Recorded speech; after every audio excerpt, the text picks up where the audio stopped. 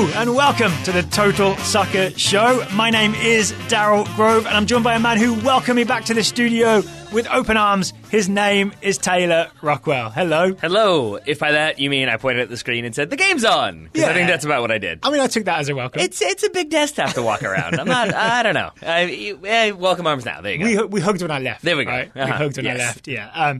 But we are back. Yeah. We are rejoined. We are going to be talking US Women's National Team, US Under-20s, and the EFL Championship playoff final between Villa and Derby. There's got to be some corporate sponsors in there that you've left out. Possibly. There's the not Red Bull energy drink. There we go. Perfect. Thailand's knockoff Red Bull is, I believe, the sponsor for the EFL. Should we start with the US Women's National Team, though? This is why we're never going to get that sweet Carabao branding. Apparently not. Yes, Apparently let's start not. with the US Women. So, US Women's National Team, it was the final game before they head off to France for the World Cup. They played Mexico at Red Bull Arena, a very lively Red Bull Arena, I might add. Won 3-0. Yep. But didn't fill us with confidence, right? It wasn't quite the send-off I was hoping for. The atmosphere looked great, but the performance, I had some concerns. I know you had some concerns as well. I did. And I'm not necessarily enjoying that because I do think that you and I, even when we do get negative and we do get frustrated with teams or with coaches or what have you, it's not a thing that we kind of enjoy harping on. I feel like we tend to avoid having like set in stone opinions on things because that doesn't really help because then you end up kind of having to advocate that even when it's obviously not the case. Yes. But I find myself consistently being more negative about this women's national team than I expect to be. Interesting. And I don't know why that is, but it's definitely what happened when I watched this last night. I watched it on delay. But when I watched it, I found myself getting more frustrated than sort of enjoying the individual moments of flair and brilliance. I had the same thing. Okay. And it started for me when Sam Mewis broke down the left. Yep. Great first touch to take the ball in stride. And then massively overhit that pass to the far post to Tobin Heath. And then there were just lots of chances mixed, right? Yeah. Alex Morgan missed a chance. Tobin Heath missed a chance. Megan Rapinoe had a wild shot. Yeah. Tobin Heath. I have like 4 different notes on Tobin Heath in the first 7 minutes. The last one being the one where she kind of gets the ball in the box, does a bunch of kind of stepovers and tricks, and ends up going for sort of a half back pass, half like reverse instep pass that I think is supposed to be to Rose Lavelle. Rose Lavelle's about 20 yards away. That's never going to get to her, and it doesn't. And it just felt like there were these moments of like, this is supposed to be the send-off series. I get it. You're celebrating. You want everybody kind of ready and revved up for this, both fans and players alike. But it felt a little bit like, but you got to kind of make sure you're ready for it first. And it felt like they were too quickly into the like showboating step over, let's try different things as opposed to sort of establishing what their game plan is going to be and kind of making sure that works and then being like, okay, now we can sort of improv after we've established the kind of set piece. I think you've hit on it. I think part of my frustration with this game is that it didn't feel like a team showing, all right, we're fully tuned up. We are ready to go and win the World Cup. It felt a bit more like this is a celebration and a run out, and it's really like a celebration before you've gone and won the World Cup. Yes, exactly. My evidence for this would be for the national anthem, which is the 96-year-old World War II vet playing the harmonica, which was great. The US had, I think, all 23 players out on the field. Mexico had their starting 11. Normally, you have the 2 starting 11s out on the field for the national anthems. And just seeing that made me think, the US, they're almost, this is more like an event than a game. Yes. You know what I'm saying? Yes. And maybe that's what it is that you and I have a little bit of trepidation about the fanfare. Or at least I think that's what it's coming down to for me is like there's been a lot made of the amount of publicity, how they're on 3 different major publications, they're on the covers of them, they're on like subways in New York and big billboards in New York and all over the place. But it also feels #USWNT everywhere. There we go. Which is a great thing. I'm not criticizing that. Yeah. My concern is more so that it feels like there's a lot of hype being built up about this team, about how are they going to repeat, and they're the deepest team they've ever been, and this could be one of the best teams we've ever seen. All for 1 and all for 4 was the tifo. There it is, which was a good tifo. Meaning 4th World Cup. Yeah. But I enjoyed the Captain Marvel symbolism as well. That was good stuff. But it feels like the U.S. fans have a tendency to get really, really hyped up about stuff, and then things don't go well. And so my fear is just that we're seeing the Pride U.S. before a fall, maybe? A little bit. And so there were moments against Mexico where you could almost see the it doesn't matter, it's Mexico, it's a friendly. Like where like a pass didn't come off or a cross didn't come off. And I will say that in those moments of Tobin Heath in the very beginning, I took solace in the fact that she looked annoyed. She looked mad with herself for missing this, mad with the pass that came in from Sam Mewis. And that's kind of what I want to see. I want to see that intensity. To see the moments where it's like, haha, oh, I didn't get that one. It's like, but you're still only 1-0 ahead because Mexico basically gifted you a goal. Is part of the problem the quality of the opposition then? Because I know Mexican women's soccer is on the rise, but this is sort of a new generation of Mexican players, right? This is like they've done a bit of a reset. It's an inexperienced team. And maybe it was never really a challenge for the US, and I think that might be part of the problem. I would like to have seen them just play some more challenging opposition in the run-up to the World Cup than what South Africa, New Zealand and Mexico. Yes. So I agree and simultaneously sort of disagree a little bit that I totally agree that it was not a level of opponent where, I kind of expect them to fully beat Mexico, and so they did that. That's great, but it sort of lowers that bar a little bit, or kind of makes that bar not matter as much. But I would also say there were moments when Mexico had chances. Their forward very, very late in the game, whiffs one in the box, and it's just and I think that's what I kept thinking is does Le Sommer miss that one? Probably not. Does Amandine Henry miss that one? Probably not. And someone's been researching France for the Women's World Cup. I don't know what you're talking about. She's Eugenie. I cannot pronounce her name, and I will never stop trying. But I just I think that's what I go to is if these are truly tune-up games for the World Cup and getting ready for these moments. It just felt like there were chances for Mexico where the United States was oh, that happened. I didn't see that one coming. And it's just but against better opposition, not only does it happen, but it ends up at the back of the net. So should we get to the goals? Yes. So Tobin Heath is gifted the first goal. Goalkeeper plays the ball out to number 4. Sorry, I've forgotten the defender's name. I'm happy that you were able to even get the numbers, because I will say one of my takeaways was that if these are the numbers for Adidas sponsored kits this summer, we're in trouble. Oh, are they a bit funky? They're a bit funky, and the 4 looks like the 9, and the 7 somehow looks like the 5. They all look very similar. So I had moments when I was like, is that 4 or 9 or 7? I don't know, because they all look the same. Well, I've just pulled the line over. Okay. So Santiago's the goalkeeper. Adidas get it together. Remember Santiago the goalkeeper, because she's had some great moments in the past. Bernal was the number 4 centre-back who Santiago passes to, and I'm going to say after rewatching this, I don't think Santiago is in the wrong. I think Bernal's in the wrong for looking away. Yes, I think I would say it's the nerves of playing a team like the United States that makes you sort of constantly be checking just in case there's a player kind of coming to put you under pressure, and I think you spotted this one. That's what she's doing, right, when the ball is passed to her. And so you take your eye off the ball literally, you take your eye off the ball figuratively. And then I think because Tobin Heath comes charging in, there is an opportunity for Bernal to just have a 50-50 challenge with Heath, but I think because it's Tobin Heath, Bernal, who's only 21, she's not that experienced, again, part of this new Mexican generation coming through, she initially backs off, I think, because she doesn't want to get probably sort of posterized by Heath with a quick nutmeg or something like that. Yeah, you know what I'm saying? Which is totally fair, because Tobin Heath will nutmeg you and will score goals. And it's a great strike from Tobin Heath. It's a well-taken strike. My concern here, again, is that, that ball is played. Tobin Heath does well to react to it, but her first touch is she kind of uses the bottom of her boot, and I think the idea is to roll it forward and kind of put herself in a position to do a quick step over, cut to the left, get that shot off. And she ends up doing that, but her first touch is bad, and the ball's behind her. Right? No one noticed this. I didn't notice this at the time. You noticed this when we did a bit of a rewatch in studio today before we record the show. Yeah. And that first touch could have all fallen apart. And I think maybe the surface was a little sticky, maybe the grass wasn't as wet as it needed to be, and that's part of it. But it stood out to me because the ball gets caught behind her. She ends up having to take a few more touches and a bunch more step overs and little feints. To my earlier point, that would have been Bernal's opportunity. Heath's first touch would have been Bernal's opportunity to just get the ball. Yeah. And flipping it around again. First of all, France don't make that mistake. But even if they did, does Wendy Renard back off? No, she goes charging in and wins that ball and wins it clean. And so it's just while it works against Mexico, and I love the finish against Tobin Heath, the setup for it. From Tobin Heath? Yes, I love that finish, but the setup for it, I had that momentary but against a stronger team, do you get that chance? And that first touch is of a piece with the couple misses from Morgan early on, the couple misses from Heath early on. It's all part of things not being quite right.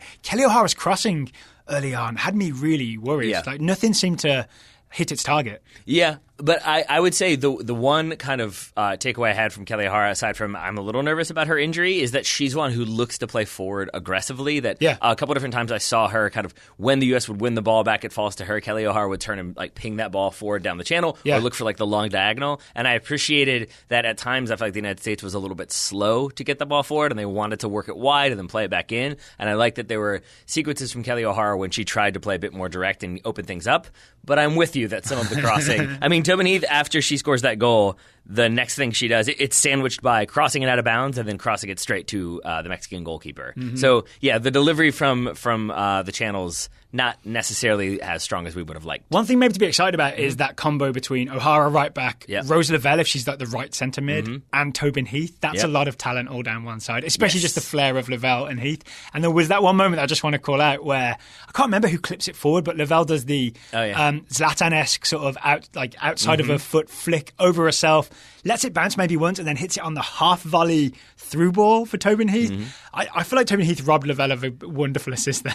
Yeah, I'm a little bummed by that one, but it's just a good reminder that Rose Lavelle is very, very good and has that ability. And she's going to be a joy to watch at the World Cup, hopefully. She will be. And Caitlin Murray, I believe, for The Guardian, had a piece about like what could go wrong for the U.S. or reasons why they might be in trouble. And one of the things she pointed out, I believe this was Caitlin Murray, was that the ability of Rose Lavelle to be that number 10 can hopefully sort of like reduce the burden on the wide attackers, because that's what the United States like to do. So a bit of creativity through the middle. Then it's suddenly now you have creativity on the left, the right, and the center. That's a bit more difficult to defend. And I do think that Rose Lavelle in that central spot gives the United States a lot more varied looks than otherwise. Yeah, I think that's true. Okay, so let's do this chronologically then. Sure. So one goal early on from Heath, kind of gifted by Santiago and Bernal, mostly Bernal in my opinion. Yeah.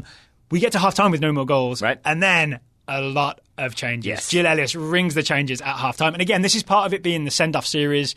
Really just wanted to get everybody out there, get minutes, right? Wasn't Lindsay Hiranes coming back to full fitness, so she only played 45. I think looked pretty good as well. But the big thing that I think caught most people's eye is that because Crystal Dunn had a sore ankle, she had to be removed at halftime just to, stay safe. For the June 11th is the first game at the World Cup, so let's not injure Crystal Dunn in the run-up. But what happens when you take Crystal Dunn out? It's been the problem we've all been worried about, right? There is no obvious second-choice left-back to just be like, okay, Dunn needs a rest, let's get the other left-back in. Instead, there was a weird rearranging of things. Yes. Yeah, and so again, this is where I have my confusion, because if this is supposed to be just a send-off, we want to commemorate this team and send them off in the most positive way ever, where everybody gets some applause from the fans, then that's fine. You do that. But if you're trying to build, and Julie Foudy made this point, if you're trying to build cohesion and have a back line that knows how to play together and has played together before, putting Tobin Heath at left back and then moving Julie Ertz back to center back, which is the thing that we had discussed on the show, and it's kind of been like, no, that's not going to happen. Yeah. She won't need to do that. So to do that, and suddenly that doesn't look good, then you bring on Emily Sonnett later on.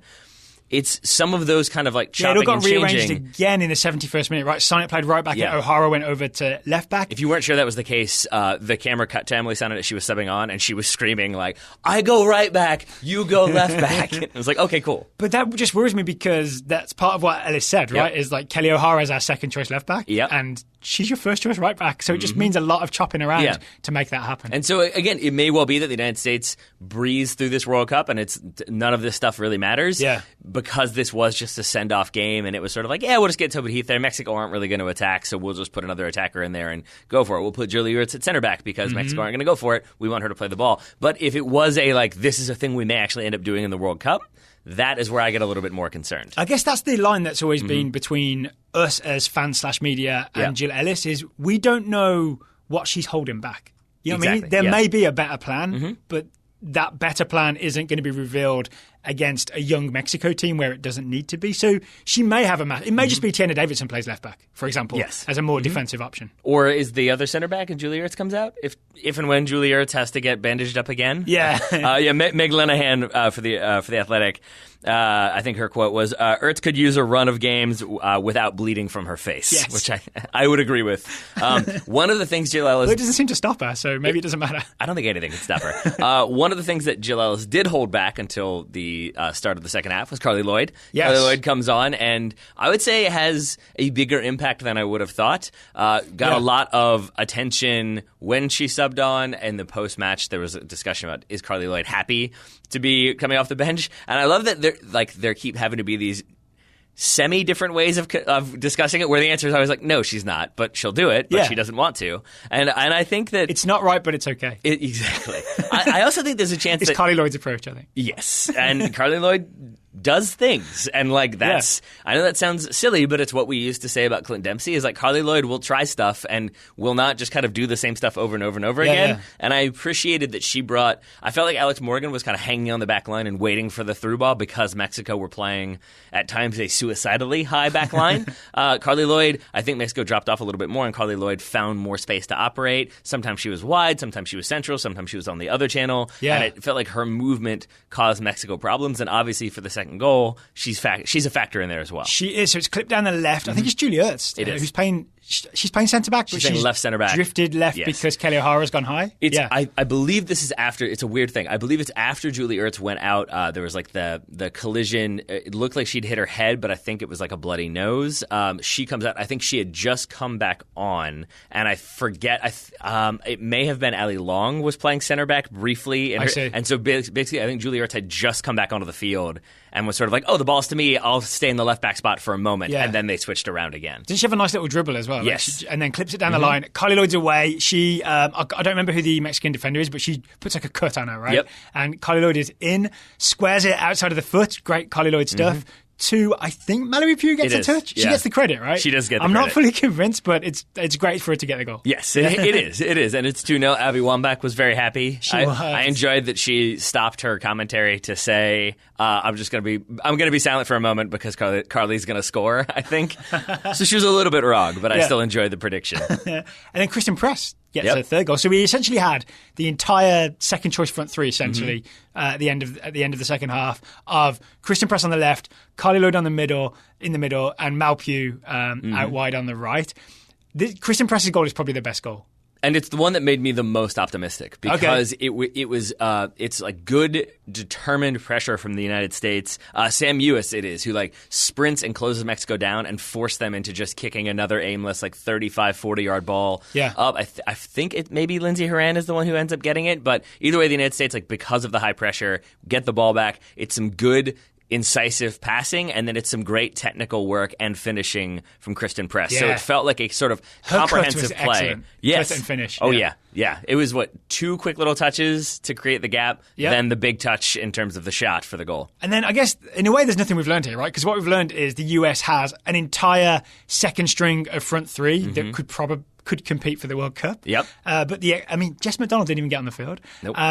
But then a back four that is sort of threadbare and has to be shuffled around to keep it looking anything like a back four. Yeah. That's essentially what we learned from this game. Pretty much. Yeah. Yes. And so that's and I think maybe that's what it is. Because again, I keep going back to like, why did I find myself being like Tobin Heath would do a step over and meg somebody and be like, okay, that's fine. But then when Tobin Heath would not quite play the accurate pass, I would be like more annoyed by that. And I was trying to figure out why I was more negative at the end of this. And I think that's it, is that like the stuff we knew, we continue to know, and the stuff that we had concerns about, I still have concerns about. Yep. And that's where I'm a little bit like, this doesn't seem like we figured anything out. And that's what happens when you play a sort of regenerating Mexico in your send-off game. I think one final point I'd like to make is... we know Alyssa Nair is going to be the goalie. I can say that much. Right, yeah. I think I'd said earlier that I wish we had played some stronger teams in the warm-ups. And to buttress my argument, I went and looked at who England had played in the warm-ups and who France had played in the warm-ups. No one's playing strong teams in the warm-ups, it turns out. Yes. And I think this is part of sort of the it's the depth of women's soccer, right? Like the best teams are at the World Cup, the other teams are not, and that's kind of who you end up playing. Yes. Right? So you can't maybe get a game with France. They're especially not going to come and travel to New Jersey the week before they host the World Cup, right? Why would they put that extra travel on them? Yeah, that wouldn't be the best idea. And I think also then the idea is like, are you trying to play the best possible opposition so you can be maybe kind of beaten up and like knocked around, and maybe you lose to France and suddenly your confidence and chemistry is in doubt, or do you want to beat some teams and feel pretty great and have a foosball game that has your likeness on it? So there we go. And that's kind of what we got. And the fans seemed happy, right? Yes, I think so. So there is that. We'll have to see what happens in France. We will. Yeah. Well, we will. I'll leave it there. Quick teaser just to let everybody know that we are soon going to be doing World Cup 2019 previews. Group A through A, B, C, D, E, F. I knew it. Yep. 6 groups, A through F. Those shows will be coming out in the next week or so, team by team. Team by team. Team by team. Before we move on to the U20s, today's Total Soccer Show is sponsored by Dollar Shave Club. Dollar Shave Club helps you take care of yourself. How do they help you do that, Mr. Grove? By looking good, feeling good. Yeah, So you've just returned from the English shores. Did you take Dollar Shave Club products with you? Did they make you look better groomed than most of the people in your area? I mean, I'm already better groomed than most of the people in my area. That's true. But you don't have the stupid mod haircut, so there you go. That's a start. I took the prep scrub. I really like the beard prep scrub. It's what you do before you shave with the executive razor. Yeah. You don't have to, but you can. And it essentially just exfoliates and gets any sort of dead skin and all that kind of stuff out of there. I'm all about some exfoliation. Yeah. I like that. Okay. All right. I still go with the shampoo and conditioner that is the sage and like black pepper. Yes. I didn't take that with me, but I used it this morning. I've been using it for months now, and I still get surprised by the like cooling effect because I have that moment of like, what's happening? What's wrong with my water? Like, is something terrible has happened? Oh, right. No, Do you know what the it shampoo is? is just really the sage nice. or the black pepper is like giving you a tingle? I'm going to say yes. Okay. I'm going to say yes to that because science. I'm going to say it's science that's doing it, Daryl. It's worth mentioning it's not all about razors, right? There is the executive razor and the shave butter and the face cleanser. All of that is great stuff for your face. But as you mentioned, there's the shampoos that makes Taylor's head tingle. This is the best toothbrush in the world. Yeah, it is the best toothbrush in the world. My wife stole the other one. So Dollar Shave Club sent me one. I got another one as my backup, and she's stolen it because she liked the look of it. My wife stole the other one. Then she put She did as well? they come with the toothbrush cover as well, and Yes. she meticulously puts that toothbrush cover back on. And I know that My number wife one does the same thing, and I've lost mine. See, there it is. I've done the exact same thing. And I know that much as I would like to say that my wife is she is very neat and organized, I know it's just because she knows that otherwise I'll start using her toothbrush. And so she puts that cover on for fear of her toothbrush coming anywhere near my face. And if you want to try Dollar Shave Club for yourself, right now you can get a Dollar Shave Club starter set for just $5. It comes with everything you need for a great shave: the executive razor, shave butter, the face cleanser. You can even add on love my face cleanser. You can add on some Groundskeeper, which is the new deodorant, to your order too. So you get your starter set for just $5 at dollarshaveclub.com/TSS. What was that URL, Taylor? dollarshaveclub.com/TSS. I can't remember if you and I have had the conversation about Groundskeeper on air, but I think that's one of the best names for deodorant possible. Because it's right. like, it has... Because we talked about Groundskeeper Willie. Is that... Yes. Like, again, I couldn't remember if that was on air or not. I just love that it's like... To be a groundskeeper, I feel like implies hard work, implies you want a deodorant that's like going to keep you protected, but also like groundskeeping, like you're keeping everything maintained and nice and clean. So it has a double feature for me, and I enjoy it. And I enjoy Dollar Shave Club, and thank them for sponsoring today's episode. Shall we talk US under-20s? We shall. So many tournaments happening. Moving on from an optimistic topic to an optimistic topic. Well, this was weird because this was more like a good performance with a bad result. Yeah. Yeah. So the US under-20s on Friday opened their under-20 World Cup campaign. This is Tab Ramos' team. They lost 2-1 to Ukraine, but I think weirdly played kind of well given the circumstances. As we record this now, it is 1:22 on a Monday. The US in just over an hour plays Nigeria in the second all-important game. So maybe we won't spend too long on this because the Nigeria game is really going to be the more important one. Yes. Yeah. I mean... Now it will be, yes. It will be now. We were hoping that maybe that wouldn't be the case, but yes, after the first result, yes, it will be the more important one for sure. So I've given my quick general impressions. What did you think of the game versus Ukraine, Taylor? I would agree with yours. I don't want to start off too negative, but I would say it was a game where I didn't have as many issues as some people did with the starting 11 because I don't feel like I necessarily have the familiarity with these players that I have with the senior men's and women's teams. Fair. So there's an element of like Tab Ramos probably knows what he's doing, but I always have that hesitation of like, but we've seen things not necessarily work out. And I felt like as the game went on, I started to question some of the decisions a bit more. Okay. I didn't necessarily love some of the substitutions, and I felt like certain things were not working. So for example, Timothy Weah up top by himself, I didn't feel like that necessarily worked as well. So yeah, let's dig into that then. So the US essentially played a 4-3-3 and were very possession heavy. But the number 9 in the 4-3-3 was Tim Weah, which sounds exciting, right? And when I saw that in the starting lineup, I was like, all right, let's go. Let's go get it. Well, I think that's... Conrad De La Fuente on the right. Forgive me for jumping in, but yes, I think that's what it is. That's where my sort of like... I saw Timothy Weah and I was like, oh, you poor Ukraine. Like, you stand no chance. This man will destroy you. And instead, that man looked a little bit slow and looked like maybe he'd been out of favor at Celtic for a while. Well, Ukraine had a plan as well, which I think didn't play into Timothy Weah's hands, This right? is true. Ukraine came out, and for most of the game, except for one brief spell, they played in a very low 5-4-1. It was just, here's all our defenders. I dare you to pass your way through this. And essentially, what it looked like to me was the US is a team that the US under-20s are now a possession team, which is exciting, but we're not quite a good enough possession team to break down this well-organised Eastern European Ukraine team that had some actually really savvy centre-backs, it seemed to me. And one of the major things is that having Tim Weah as your centre-forward, he loves space to operate in, right? He likes to have the ball in front of him so he can run at people. He is not a back-to-goal, Robert Lewandowski-style centre-forward, which is kind of sometimes what you need against that low block 5 defenders. You need someone you can play it into, and he'll hold it up, and then he can lay it off to, say, Alex Mendes and Paxton Pomykal running on.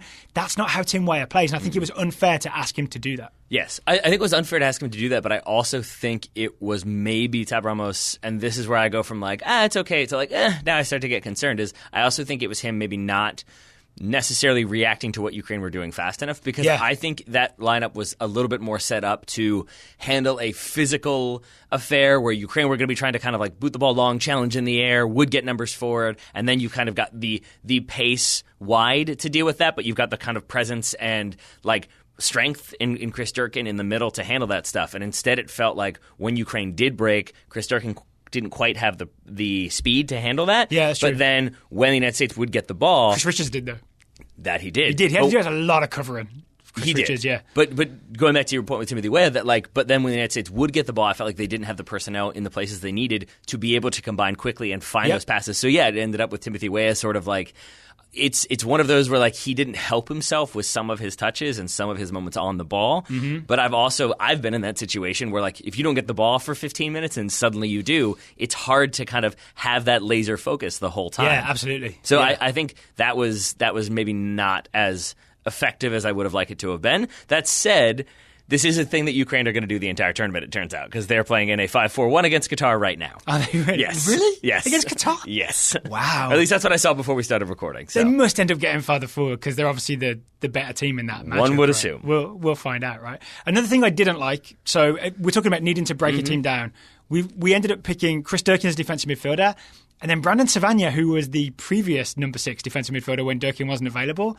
So you essentially had 2 defensive midfielders plus Alex Mendes. Yep. I would have just loved a more creative option instead of Savagna. Yeah. Even though Savagna scored, he definitely was the guy who was misplacing passes, not controlling balls when he got farther forward. Richie Ledesma would have been my pick. Yeah, I know he would have. I know you love you some. Or Paxton Pomykal. Get Paxton Pomykal playing central midfield instead of wide left, sometimes centre midfield, and sometimes centre forward, so that Tim Weah can go wide. There was an absolute sort of abuse of Paxton Pomykal's versatility in this game. Let the man play one position. That's what happens when you become a Swiss Army knife. Yes. You're useful for lots of things, but not excelling at one of those things necessarily. You're allowed to excel. That said, okay, I keep saying that said because this has been that kind of show. But for me, this is one where I have less concern than I do about the U.S. women's national team because I do think in the opening game of a tournament against a team that you would expect to be probably the strongest team you're going to play in the group, I understand why if you're Tab Ramos, you would be a bit more conservative and you would want to kind of go with, okay, we're going to go like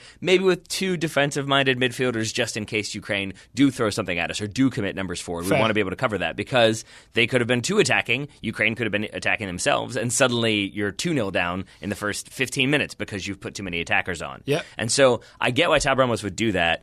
I just would have liked to have seen a little bit more of it, like an attacking change at a faster rate in that game. So essentially like a Mauricio Pochettino style. Yes. I see the problem. Yes. Here's my fix. Look, everybody, I fixed it. Yes. Yeah. And then once the other thing with Pochettino is like it's usually this isn't working, I'm going to swap that. And then maybe that leads to like, okay, but now that's led to a vulnerability here and I'm going to fix that. And now we're good. Whereas it also felt like we saw Tab Ramos, okay, I'm going to move this person here. Okay, that didn't work. I'm going to move that person there. And it was a lot of like moving and adjusting that didn't necessarily allow for cohesion and kind of overall stability. Should we quickly talk about the goals before we move on? Yeah. So the US concedes first.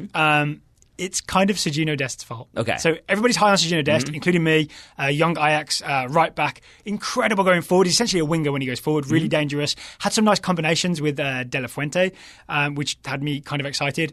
But for this sort of long diagonal, he was the wrong side of I've forgotten his name. It's like Bulesta. I've forgotten the guy's name. He was absolutely the wrong side of him. Ukrainian fellow. Ukrainian fella. Tried to muscle his way across him and just got laid out. Right? I mean, wasn't strong enough. I think had bad positioning to start, kind of panicked because I think the ball was in the air and he was aware of having bad positioning, that I think tried to overplay the physicality of the moment and kind of made a series of bad mistakes that eventually culminates in a goal. And I think it's also maybe that, like, because Dest is one of those players, you and I we need a name for this, but, like, Dest is one of those players that you and I, when we look at that 11, we think, like, oh, okay, that's done. Like, right back, lockdown, sorry, Ukraine, nothing's happening there. Yep. So then when something bad goes wrong, it's sort of like, but you were supposed to be the strong one. Like you were supposed to be the strength. Like Ewan McGregor to... Yes, I've even forgotten the actor's name now. To Hayden Christensen? There we go. Yes. Yeah. You were supposed to be the chosen one. Exactly. So actually, this is a big point. This actually I wanted to get to is he may end up being the chosen right back, Sergiño Dest. But I think this is a good example, being on the wrong side of an attacker. Bulesta, I was right. Buletsa, excuse me. Being the wrong side of an attacker for a crossfield ball like that is a basic defensive mistake that if you put Sergiño Dest in the Gold Cup, he might get beat up on that a few times. It's just a reminder that, yes, he's talented, he's young, he might be the future, he's got all kinds of upside, but there's still like a learning the game, learning to be a professional kind of thing that you have to go through before you can just go straight into an international soccer team. Absolutely. Or even the Ajax first team, right? Or even the Ajax first team. team. So maybe a reminder to just everybody slow our roll on Sergiño Dest, be excited, but remember it's all about potential. It's not about what he can do right now. It's because Ajax aren't allowed to play the ball off the ground ever in any of their training, so he's just never seen a ball So over that the ball top. in the air is like, what is this? Some sort of mistake. That's not allowed. Ref, you're going to blow the whistle? What's happening here?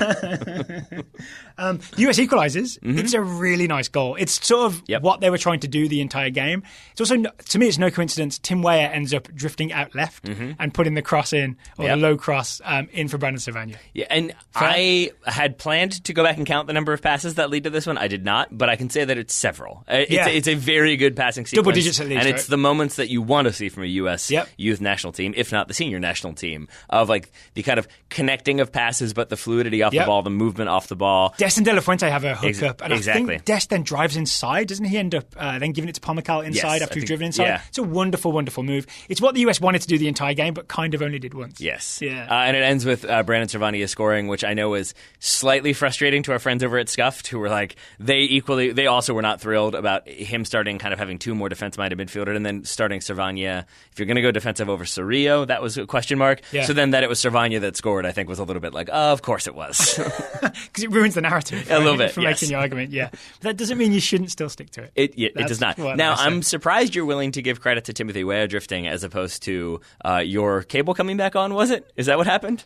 Oh, so there's a power cut for maintenance in my apartment building, but I managed to find it via the Fox Sports Go app, which redirects you to the Fox Sports app. It's a really confusing system. Yeah. They updated everything the day before the tournament as well, so everything didn't quite function. It was confusing. Yeah. But didn't it come back on right before the goal happened? So that's what I'm getting at. No, it was as Savagna equalised, all my power came on. There we go. So the goal went in, and then literally like my AC came back on, my lights came back on, the fan came back on. I heard the fridge kick on again. You know that feels like some Jedi stuff. All that stuff, yeah. It feels like he might be the chosen one. Maybe. Let's hope he takes the high ground. Well, unfortunately, the chosen one in this game was Popov, who in the 51st minute... the scramble to get the lineup back out. I thought it was pretty smooth. Ukraine came out in the second half and pressed. Yes. Did you notice that? It was a weird, let's just do this for 5 minutes and see what happens. They get a corner kick and Popov scores. I'm not sure. I think it's Chris Richards maybe loses him. Yes, I believe that is correct. Yeah, it's another one of those, he's brilliant, but there's this one moment of where he doesn't quite get it. Yeah.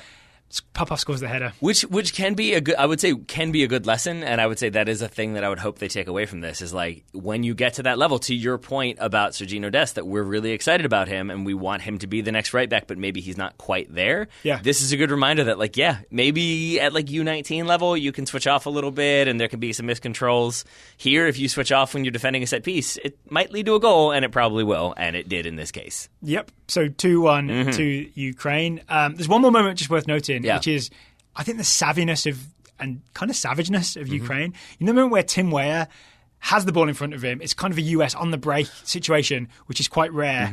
And I think he does a clever thing where he clips the ball ahead of, I don't know if it's Popov or Bondar, and he's definitely fast enough to just get past everybody. He would have been created a goal scoring opportunity from nothing just by this burst and this bit of exploitation of space.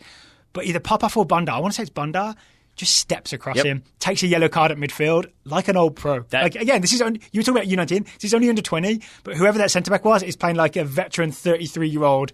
We'll just end this right here and I'll take the yellow. How about that? Yeah, and I think that is a very, very good point because I think that's that difference. If you switch off defending a corner, they may score. But if you it felt like Ukraine had game planned for do not give Timothy Weah time and space on the ball where he can run at you. And if you do, then foul him. It felt like they had kind of planned for do not let him get in those moments. But if he does, don't let him exploit those moments. Yep. And it felt like Ukraine kind of had that very basic game plan. Some would say cynical game plan, but if it works, it works.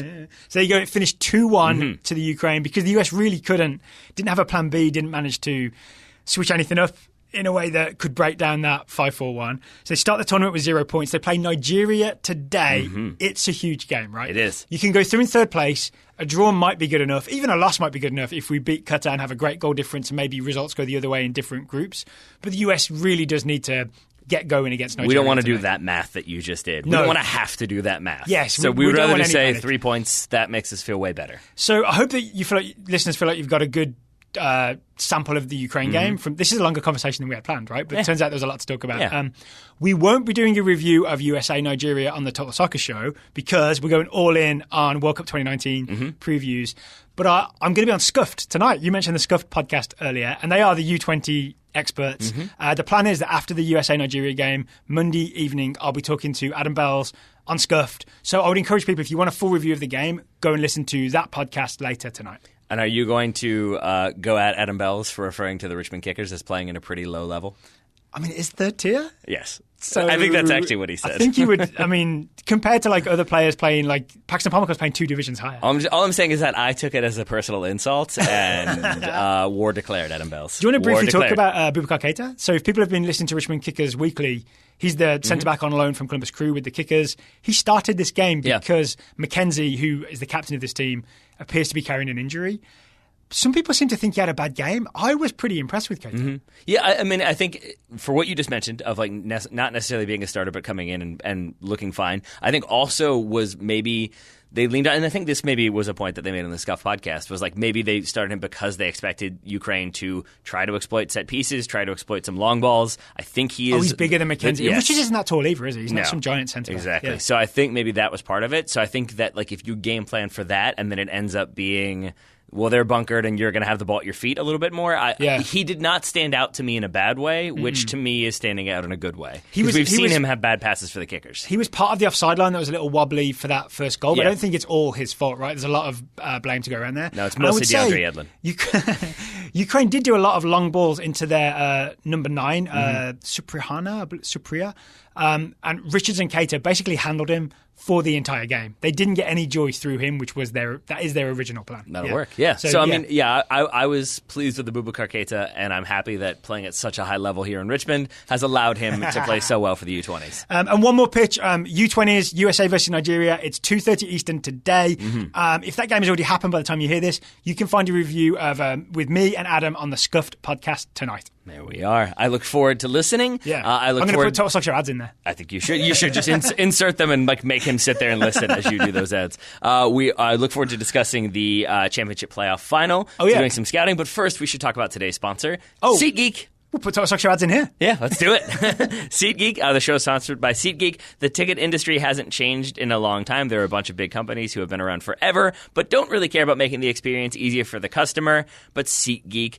does. They make it very easy. The app makes it very easy. They color code the tickets so you know you're getting a good value or not getting a good value, and they allow you to attend any number of concerts, comedy events, and sporting events. For the purposes of today, you could attend Gold Cup games. Oh, yeah. You've got tickets on SeatGeek. Tell me all about it, Tyler. You can search Gold Cup and find tickets and then buy those tickets. Yeah. Is it really that simple? So you open the SeatGeek app, you search Gold Cup, and it will show you Gold Cup tickets. I would probably search U.S. men's national team because otherwise you may end up buying to maybe some Gold Cup games that you don't necessarily want to attend. But yes, and I also would say that if you just want to see some live soccer, you do get opportunities because it's the Gold Cup, because there are some less heralded, less familiar teams. Yeah. This is where you start to see the very inexpensive tickets for sale that you can then see two national teams play each other for not a lot of money. That is true. That was true during Copa America 2016. I believe people made money. Yes, especially with the SeatGeek offer. As well as Gold Cup, there's a couple of warm-up games, right? You could maybe see the Jamaica game. There you go. Up in DC, for example. If you get your tickets via SeatGeek, worth knowing that every purchase is fully guaranteed, so you can shop with confidence. That's why SeatGeek has more than 50,000 5-star reviews. That's a lot. It is a lot, That's more and than it's us. also. But the the confidence is key because you really, I've spoken about this before, you don't want to be in the situation where you're like, I sure hope these are real. They don't seem legit. And then they get scanned and maybe they work, maybe they don't. You don't want to have to like feel that moment of relief when they do work. You just want to know they're going to work. One more time, fully guaranteed. There we are. Through SeatGeek. And best of all, our listeners can get $10 off their first SeatGeek purchase. Use promo code TSS for $10 off your first purchase. You can use that for concert tickets, sports, comedy, whatever you want. So that's promo code TSS for $10 off your first SeatGeek purchase. Remember, SeatGeek supports our show, so go support them because they support us. We need some sort of breakdown for how to remember that it's TSS, though. Like, what's a word that begins with a T? Total? What about an S? Soccer? And the last one? Sexy. There we go. Total Soccer Sexy. You got it. Perfect. Thank you to SeatGeek for sponsoring today's episode. I knew you were going to do something at the end. You did not disappoint. Thank you for that, my friend. I'm not an amateur. I know the rule of threes. And Aston Villa did not disappoint their fans because Aston Villa won the playoff final. Is that what we're calling this? EFL Championship playoff final. Thank you. Also known as the £180 million game. Yes. Because it gets you promoted to the Premier League. Should you break down this map? Sponsored by Thai Red Bull. Sponsored by knockoff Red Bull from Thailand. So yeah, the reason people call this the £180 million game is because when you get promoted to the Premier League by winning the Championship playoff, you're guaranteed a certain amount of Premier League TV money. And then even if you get relegated, you're guaranteed 2 years of parachute payments. So you're guaranteed at least £180 million for winning this game. For Villa, this was even bigger because they went last year to the playoff final. Yes, they did. And lost to Fulham. Yes, they did. And given how Fulham did in the Premier League, maybe that was the wrong result. Maybe it was. For both, somehow? Yes. Yes. For both of them, yes. But that said, to your point about why it's worth a lot of money, but Fulham then get those parachute payments, so that maybe balances it out, even though they spent a lot of money. So we'll see how that goes for Fulham. But for Villa, they'll have lots of money because although they'll have slightly less, because even though they get promoted, I think there's a clause in the contract that means they owe their former owner about £30 million. Oh, Randy Lerner? They'll still have plenty, though. They'll be okay. They'll be okay. Should we get to this game? Sure. Big disappointment for us watching this game is that Dwayne Holmes of Derby County and possibly the US men's national team, he's on the Gold Cup provisional roster, did not play. He was injured. Dwayne Octavius Holmes did not play in this game. I forgot that was his middle name. I want to say Daryl is fairly unemotional when it comes to watching these games live, like especially games where we don't have much of a vested interest. Like I know your friend supports Villa. Our friend Hugh supports Villa. I'm taking it over. But like you don't usually get too emotionally involved in these. You walked into this office, I feel like genuinely disappointed that Dwayne Holmes was not going to be on the television. Well, it's kind of because I'd sort of persuaded you into watching this game, and one of my selling points I would watch was it anyway. We get to watch Dwayne Holmes. I'm sorry, buddy. Yeah. I didn't mean to make you feel that way. No, I didn't. No, it's fine. I mean, you took 2 hours of my life away. It's fine. I was always planning to watch because it's actually one of my favorite games of the year. Like I always kind of look forward to the playoff final because I think maybe it's a little bit of the playoffs. I do kind of like playoffs while simultaneously hating playoffs. American, aren't you? But it's also just, you never know what's going to happen. Yes. Things get weird. It has a vibe to it, right? Playoff final has a vibe. Not Leeds. When Derby pulled one back very late, I was like, oh, it's going to happen, isn't it? We're going to go to penalties. It's going to be crazy. It was not meant to be, but it had that feeling to it. Should we talk about Villa's goals? Sure. Okay, so the opening goal in the 44th minute. Which we both desperately wanted to blame on Ashley Cole. Half-time. Because it came from his side, I really thought, maybe Ashley Cole will be at fault here. I actually think he still is a little bit. A little bit. Yeah, it's scored by El Ghazi, the cross from El Mohammadi. This is all about Villa overloading the right side. Yes, it is. Yeah? Which is That's thing my that take on it. We'd spotted them doing, I think, in the minutes leading up to this goal, they had 2 other crosses that didn't quite work, but it was the same thing of basically, 2 Villa players out wide. So it's Adoma, the right winger, and then El Mohammadi, the Egyptian right back, who you may remember, you may have seen him play internationally, or you may have seen him play for Hull in the Premier League. They would essentially double up, and because of Derby's shape, which is like a 4-3-1-2 sort of, or a 4-3-3, they don't really have a dedicated left-sided defensive player ahead of Ashley Cole, who is not a young man. No. Right? So suddenly he is overwhelmed, like literally 2v1. He is, and I think he's also kind of tasked with that toe the line of don't make it easy for them to cross, but don't get beat and then allow it to be an even worse situation. So even in those 2 that I mentioned before the goal happens, those 2 crosses, he is sort of kind of hedging his bets. He gets close enough to put a little bit of pressure on the crosser, but doesn't necessarily move to block the cross at all. And I think that factors into it because then for the goal, I think Derby in a little bit in a state of like transition that they're kind of caught out. Counter-attack, right? It's a Villa counter-attack, yeah. And Ashley Cole thinks he might be able to step to the ball, but then recognizes he won't. Who's the centre back who ends up covering for him? Young Tamori, on loan from Chelsea, under-20 World Cup winner, comes steaming over, really quick to try and make the challenge.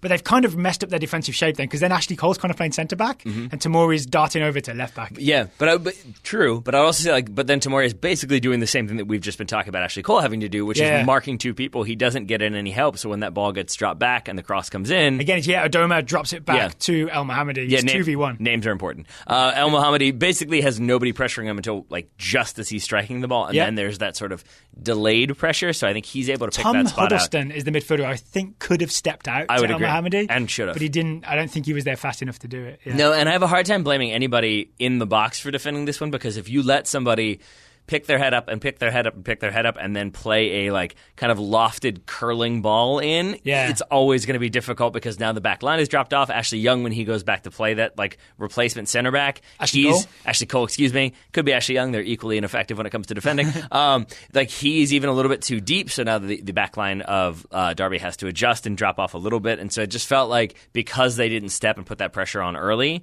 everything after that is reacting, and you never want to be the one reacting when you're in your own box. And actually, I don't know who the Derby defender is, but El Ghazi, who's the left winger, who's on the end of this cross, does a really good job of essentially cutting across the front of someone and just going for it with his head. Yes. Right? Gets there's a great header into the far corner. Yeah. Yes. I mean, 1-0 Villa, 44th minute. So that's a great goal for Villa, especially coming as it did just before half, as you said. The second goal for Villa, maybe not quite as well worked, but I'm sure they'll still be happy it was scored. It did feel like the goalkeeper saw the Mexican goalkeeper last night and thought, I can do better than that. So the goalkeeper's name for Derby Roos, right? Is Roos of House Bolton. Yep. That's why I remembered it. It's an El Ghazi cross or shot. Yep. I don't know. He's cut inside. I think it's a shot that's deflected. And it pops in the air, right? Blocked.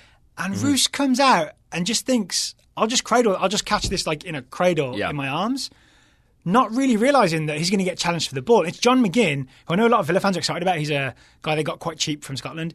John McGinn just ploughs his head through it and gets there first, and I think takes a knock on the face. Yeah. But scores, makes it 2-0. He does. Two things there is that one, like, the way it's been written, and even a little bit the way you characterized it there, it sounds like McGinn like battles through and gets people out of his way and is able to win the header. It's like sort of he's kind of there, and he steps in front of Roos and does well to like get that header. But I say that just to say that it's not like it makes it that much more inexcusable to me, because McGinn was there, Roos saw him there, should have done better with it. I think what it comes down to Extend is your like arms, punch it, catch it. That's any of those. I think what I'm guessing is that Roos, like even a couple minutes before that, he kind of panics with a back pass and almost ends up losing it and ends up just kicking it out of bounds. I looked away, but you told me about this, right? Yeah. And I do wonder if maybe he wasn't as confident and didn't quite back himself. So in that moment, when you're running into traffic, I think he thinks, I can probably catch this safely, and it's easier for me to do that. I trust myself. It's a more high percentage cast to just cradle it in your arms and go up and punch that's it what he tries to do. He tries to basically, if you didn't see it, he like traps. He's trying to like trap the ball against his chest and then have his hands cover it the way you would if you're kind of catching a ball uncontested. But he is contested, and because he's not reaching out, because he's not trying to make that much higher contact, he has the advantage of hands. Use your arms. Yes. But instead, he drops it, / gets it headed away from him, and it's 2-0 to the Villains. I think he should lose his name, and he's now Roos Snow.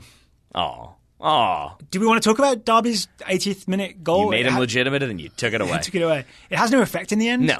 So maybe we don't need to analyse it. We don't need to analyse it too much, aside from that Tyrone Mings makes a great defensive play, but then hurts himself a little bit. Yeah. And I bring that up only to say that Tyrone Mings is yet another of many players on loan at Villa. Yes. Should we get to this? Let's do it. So we had a listener question from Ira Jersey a couple of weeks ago. And he'd originally asked about the various playoff teams and what would they need to do to strengthen if they go up.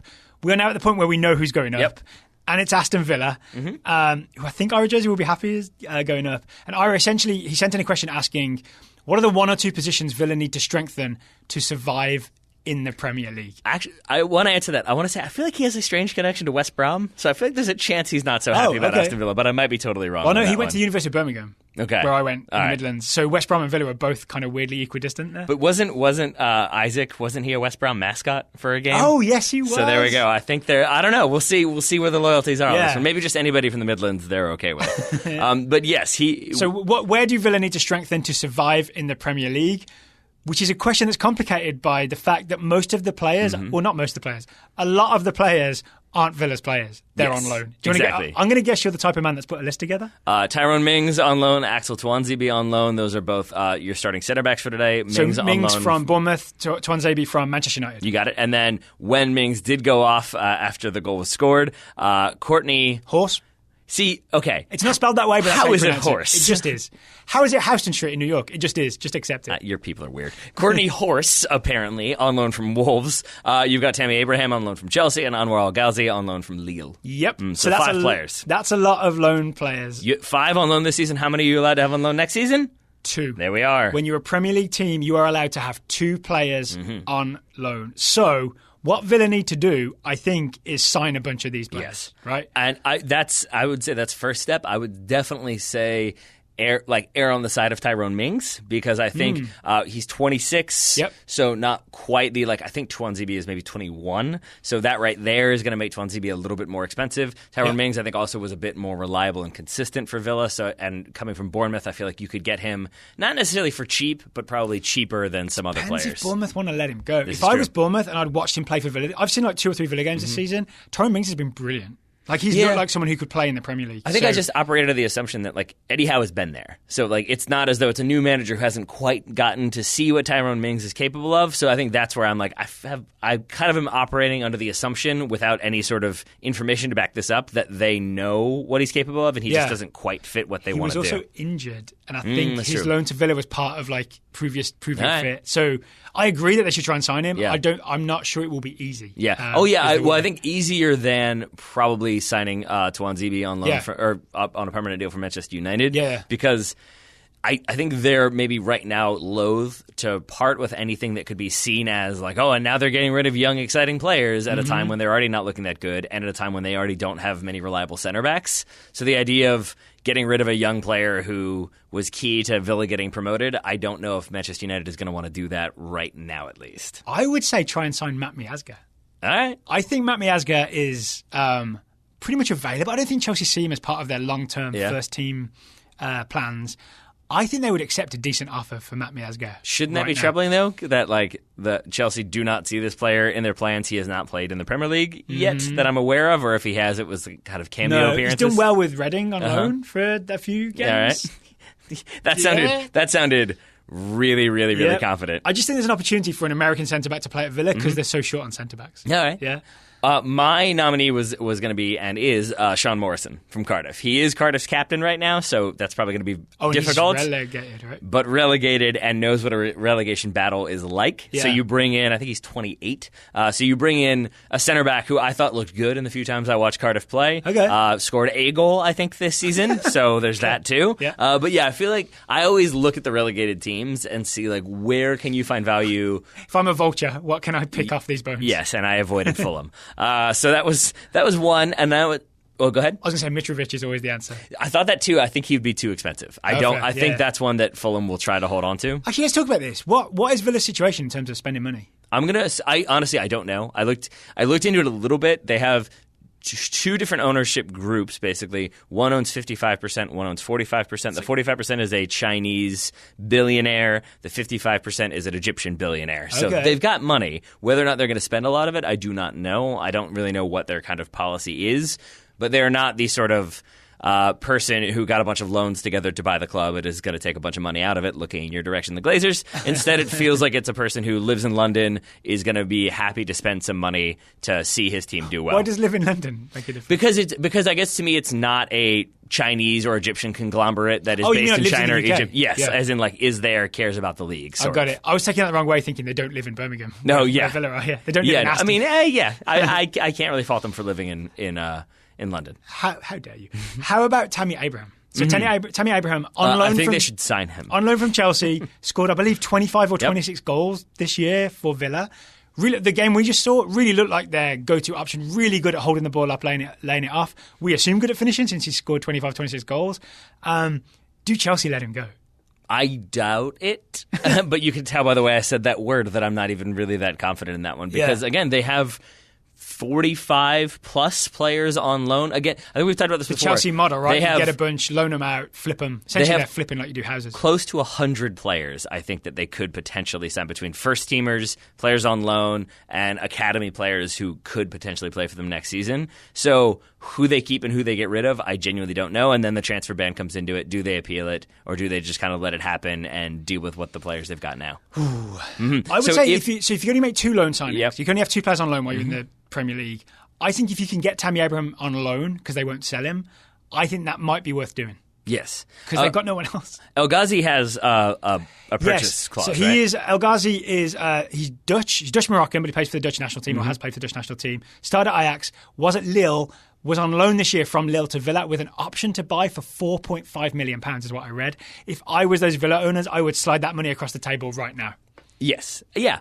So I'd he say looked good, right? El Ghazi looked like someone who was always willing to go at his fullback. He plays left wing for Villa. He was going at them all day. Yeah. I would be surprised if they don't trigger that purchase clause. The battle I'm having then is, like, say you try to, like, if you're going to have the 2 loans, if you go for Tammy Abraham as like a thought experiment and you get that one out of the way, like, if you go for Axel Tuanzebe as another loan option, the one thing that I'm wondering is, like, and I genuinely don't know this, but I feel like we don't see a lot of promoted teams keep their loan players. I feel like they either sign them, or I guess I don't feel like clubs are too inclined to be like, okay, now you've moved up to our level, you can have that player again. It doesn't feel like that's a thing that kind of they let players stick around for a long, long time, maybe because that increases the likelihood that they eventually want to transfer to that club long term. I don't know. I don't know there's the data. I don't either. I guess because what I was going to say is I feel like they should trigger the purchase clause for El Ghazi. Yeah. Try to sign Tyrone Mings on a permanent deal and then pursue loan options again for Tuanzebe and Abraham. Yeah. Maybe purchase them if you can, but I feel like loans again make more sense. But that was where I had that moment of like, or is that a thing where you get loaned to a different club or the same club twice in 2 seasons but in 2 different leagues? I don't really know. So we'll see, but that's what I would say they should do. Oh, and then my other option was if Tammy Abraham doesn't work, or even if he does, I feel like Danny Welbeck, potentially available on a free. That's not a bad feels idea. like a kind of a move that makes sense for Danny Welbeck, a move that makes sense for Aston Villa, and is one where you're not looking at him to necessarily play 38 games in a season or 36 games or whatever. But there are a lot of guys like that, like Sturridge, guys like that. I think Villa is a really good move for them because it is a big club, right? There's 42,000 people can fill Villa Park. Yeah, it's a huge team, so it's not like an embarrassing move for a high profile player. Yeah, exactly. Yeah. So I think that would make sense for either one of those. I had Sturridge in that short list as well. Two people I would mention that I think will do okay in the Premier League. Jack Grealish, who we've talked about as maybe the best player in a second tier. And key thing for them is, like, maybe he stays there no matter what, but if they don't get promoted this year, I do think they would have gotten more offers for him. For Grealish, definitely. More lucrative offers, and maybe at that point he's like, I'd rather go play in the Premier League and maybe the Champions League based on some of the suitors that were there. And so I think this is a huge promotion for them for that reason as well. And we've talked about Grealish in the past, right? He's kind of done it in the Premier League before. I believe he can do it again. He won't dribble past people with the ease he did in the Championship. Probably not. He'll still dribble past some people. Probably so. John McGinn, the scorer of that second goal, also really heavily involved in the build-up to the first goal. Doesn't he, like, turn someone in midfield just with body strength? He like, let it roll past him? He tries to do, like, the dummy turn, but instead ends up just bodying the player off of it. And I think getting fouled, but advantage is given correctly so. Yeah, I think John McGinn can hang in the Premier League. Oh, yeah, and we should have... Like a non-star, but like a just really... get the job done kind of way. Yes. And you're right. You're right to point out that there are players in there who can be key for them because James Chester is one who we did not mention, but is a center back injured since January. But I think prior to his injury was a key performer for Aston Villa. So if he comes back healthy, that's one less spot that maybe you have to worry about because otherwise right now your 3 potential players for those 2 spots are all on loan. Yes. You need at least one proposition. Yeah, probably. All right. Enough on Villa maybe? I think so. Okay. Quickly before we move on to scouting, there's been some Newcastle news. Oh, boy. So, the Bin Zayed Group, which is owned by Sheikh Khaled and Natya, I've probably pronounced that incorrectly. No, I think, He's the cousin of the Manchester City owner, Sheikh Mansour. You didn't even need to say it. We all knew it. So the Bin Zayed Group apparently has agreed terms with Mike Ashley to buy Newcastle United for £350 million and is like working now to complete the transaction. So by the time you hear this, or maybe a couple of days later, Newcastle could have very, very wealthy owners. Yes. And that makes me a little bit terrified. I remember... years ago, like probably a decade ago, there was a conversation on probably Fox Football Phone-In about like who was the club That is a long time ago. I know, who could break the top 4 because at that time it was a top 4 and that was it. And there was a long conversation about Newcastle, and what it came down to was like, yeah, but who's ever going to put the money into them because it's so cold that like no one's ever going to want to like. If you can buy a club, it's always going to be somebody in London, basically. If you're a billionaire who's looking to just sort of become the new Roman Abramovich of the time, their argument was like, you look south, not north. But Newcastle is the one that I always pointed to because they've got like the diehardest of diehard fans. They've got a great stadium that is going to attract a lot of attention. They've got the history. They've got kind of an iconic look with the black and white. And it just feels... The city's got a beach. They tricked Festino Asprilla. Perfect. There is a beach in Newcastle. It just is real cold. There's Geordie Shore. You got exactly. That. But no, it would make me nervous if I were, say, a fan of a formerly great club who might be on hard times for a while. I would look at that as like, oh boy, that's another one who's coming in, and that does feel like a good place to put a lot of money. So we don't know, right? We don't know if the Zimbabwe group is like... Binzayed group, is coming in to be like, all right, we're going to Man City this. We're going to spend an absolute fortune. We've got Benitez now. Maybe a couple of years later we'll have the new Guardiola. But if the cousin did it, it stands to reason. There's a chance, right? Yeah. The one thing I would say is if any fan base deserves this, it might be Newcastle fans because they have been through some times. See, and that's where I get worried that like Newcastle fans have had to deal with so much disappointment that it would be them who suddenly UEFA are like, you know what? We're putting our foot down about this financial fair play. Like, you got to justify every single penny. And it's like, really? That didn't matter before, but now it matters? Cool. So if that does happen, one thing Newcastle could do is invest in the youth. Yes. Invest in the future. I see what you're doing. They might want to take a look at the Total Soccer Show Scouting Network, where there are all kinds of reports of up-and-coming young players. Lots of season catch-ups on today's Scouting Network. We've got many, many reports to get to, not on today's show, so we'll be doing that over the course of this week, I'd say. But for today, we've got some reports, starting with Jim Brochar scouting Jonathan Klinsmann, the 22-year-old American goalkeeper for Hertha Berlin. I'm going to say sigh ahead of this one. Okay. After being labeled as too American earlier in the year by his goalkeeper coach, insult was added to, well, an earlier insult. When starting keeper Rune Jarsten could not play due to injury, Hertha Berlin started Thomas Kraft and then opted to bring 20-year-old Dennis Schmarsch into the squad over 22-year-old Jonathan. So where does that put him on the depth chart? While a door seems to be closing in Berlin, one might be opening in Glasgow, where Stevie G's Rangers are said to be taking a long look at the youngster. I think what it means is that he is probably not in favor, probably on his way out. Okay, Matthew MacArthur is scouting Daley Sinkgraven, the 23-year-old Dutch left-back for Ajax. Matthew says Sinkgraven saw limited minutes this season after returning from a torn ACL.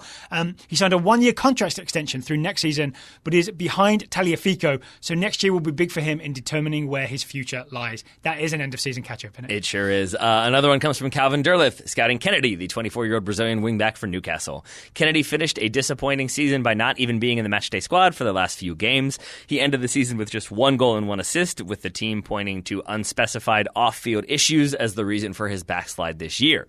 It's hard to see him staying at Chelsea as his lack of movement.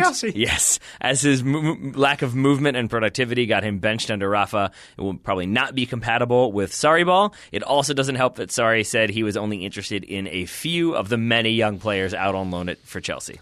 Oof. Okay. That's just got me thinking about DeAndre Yedlin's future at Newcastle as well. It's going to be great. If they start upgrading, I think he's in danger. I don't know what you're talking about. He's there long term. Rand Konga scouting Rafik Zecchini, the 21-year-old attacker on loan at FC Twente from Fiorentina. I remember Zecchini. Rafik has finished his loan spell at FC Twente, helping them to win the Eredivisie and an automatic promotion to the Eredivisie. Rafik's season was mixed, with him finally getting some starts and playing time, but having long spells out due to injury. Finished with 27 appearances, 5 goals, 4 assists. All right, I just want to make a ruling right now. I don't think we need end-of-season catch-ups. No? I think I would prefer that people send scouting reports as we go with the highlights. All right. And maybe don't send us end-of-season reports in the end. All right. Well, the good news is I think we're done with them. Just kidding. Okay. Taylor Mukaria scouting Ademola Lookman, 21-year-old English winger for Everton. Lookman played 602 minutes with 2 assists in only 18 appearances this year. This is particularly disappointing given how strong of a season he had the year prior at RB Leipzig. So Taylor is expecting a move for Lookman sometime this summer. All right. Yeah, we want the news as it happens, right? Not the year later. Ideally so. Ryan Downey is scouting Zian Jones, the 18-year-old. I'm pronouncing that correctly, aren't I? Yeah, 18-year-old American forward for the Charlotte Independents. Zion made his first start for Charlotte Independents in their match against the amateur side Florida Soccer Soldiers. Jones is one of the only bright spots in an overall dismal team performance that saw Independents falling out of the US Open Cup after a penalty shootout. This was big news, right, for the Florida Soccer Soldiers. Jones made several impressive runs down both wings and won his team several corners and free kicks, had a promising shot on goal, subbed out in the 65th, but should continue to get minutes for a team that is struggling at the bottom of the USL Championship. Makes me feel slightly better. This is after he came back from Schalke, right? Yeah. It is. But it's also after Charlotte knocked out the Richmond Kickers, so it makes me feel slightly better. No, that was North Carolina. Oh, okay. Then never mind. I feel bad no matter what. North Carolina FC knocked out the Kickers. Yeah, whatever. They're all North Carolina. Alex Tremel scouting Gianluca Busio, 16-year-old American midfielder for Sporting KC. Busio was named the best 11 of the U17 CONCACAF Championship tournament after bagging 4 goals and 3 assists in 5 games, including a massive man-of-the-match performance with all 3 assists against Canada in the semi-final. Agreed. Siri Brown is scouting Mason Greenwood, the 17-year-old English forward for Manchester United. Greenwood was awarded the Jimmy Murphy Young Player of the Year award by Manchester United. 3 days later, he became the youngest player to start a Premier League match for United in their 2-0 loss to Cardiff. I doubt he'll have significantly fond memories of that one, but who knows? How did he do in that game? I mean, they lost 2-0, and I did not watch, so there you go. Yeah, I saw that one coming, and I was over it at that point. I was ready to watch other things. I feel like if they beat Cardiff, you might have gone back and watched. Maybe. I was pretty bummed out by the end of the year, and remain so. But at least they played the 99 treble game again. That's fun. Yeah, Beckham scored, right? Yeah, he did. That's great. That's cool. We're just living on that one, huh? Solskjaer's good. Just dining out for years. Cool. Yeah, I saw that Solskjaer scored as many or more goals than Alexis Sanchez did at Old Trafford this year. That made me feel really great about that one. Well, thank you to everybody for today's Scouting Reports. Yeah. Sorry if I sounded a bit grumpy, but please... I think I started us off by being like, meh, the whole time, so, you know. But please send Scouting Reports as the news happens. Yes. That's much more fun to read. Yeah. If you'd like to join the Scout Network, it's totalsoccershow.com/join. If you've joined and haven't received a player and you're impatient about it, which is fair because I've been slow assigning. I'm always slow assigning them. It's a really hard job to keep on top of. Email me, Daryl, Daryl, at totalsoccershow.com. I will get you your player as soon as possible if you email me, Daryl at totalsoccershow.com. There we are. All right. We should wrap this up because we're going to should. watch USA v Nigeria and we've got to get lunch in between. So, Taylor Rockwell, thank you for taking the time to talk to me today. Right back at you, buddy. We're going to have to do takeout, right? Listeners, thank you for listening and we will talk to you again tomorrow. And remember, if you want to hear the review of USA Nigeria, it will be on the Scuffed Podcast.